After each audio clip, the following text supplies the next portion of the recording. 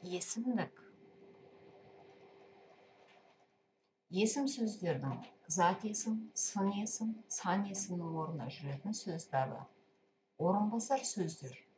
Есімдіктер жалпы зат пен мағынаны білдіреді. Есімдік заттың өз атауында белгісінің атын білдірмейді. Тек соларды нұсқап, меңзеп көрсетеді. Есімдіктің мағыналық түрлері 7. Бірінші жіктеу есімдігі, екінші сілтеу есімдігі, үшінші сұрау есімдігі, төртінші өздік есімдік, бесінші жалпылау есімдігі, алтыншы болмыстық есімдігі, жетінші белгісіздік есімдігі. Жіктеу есімдіктері әрқашан белгілі бір жақты көрсету үшін қолданылатын сөздер. Ол сөзі адамды көрсететін болса, жіктеу есімдігі болады. Ол оқудың жайын сұрады.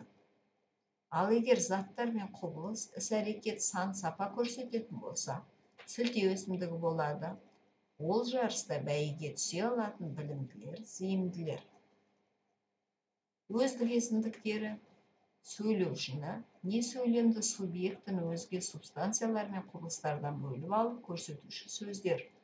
Өзім, өзің, өзіңіз, өзі, өзіміз, өздеріміз, өздеріңіз, өздері. Тәуелдік жалғауының нікі-дікі формасы жалғанып қолданылады. Өз есімдігі тәуелденіп барып жіктеледі. Мысалы, өзіммін, өзімсің, өзімсіздер. Сілтеу есімдіктері аралық қатынастарды көрсетеді. Сілтеу есімдіктері аралық қатынастарды білдіру жағынан ішінара, жақын, алысырақ, алыс жақынырақ сияқты қарама-қарсы мағыналарда қолданылатын сөздер болып бірнеше жікке бөлінеді. Мысалы, ол, анау, мынау, әне, міне.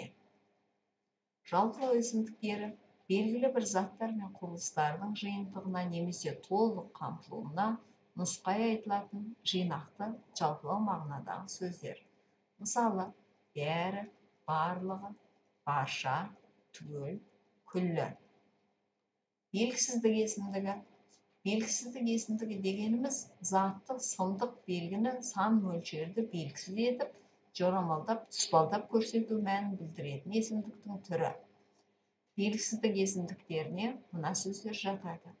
Біреу, кейбіреу, бірдеме, әркім, әрне, әлдекім, әлдене, кімде-кім, қайсыбір, кейбір, қайсы біреу, әрбір, қайбір, бірнеше, әлденеше, біраз, әрқалай, әлдеқалай, әлдеқайда, әлдеқашан, әлдеқайдан, әрқашан.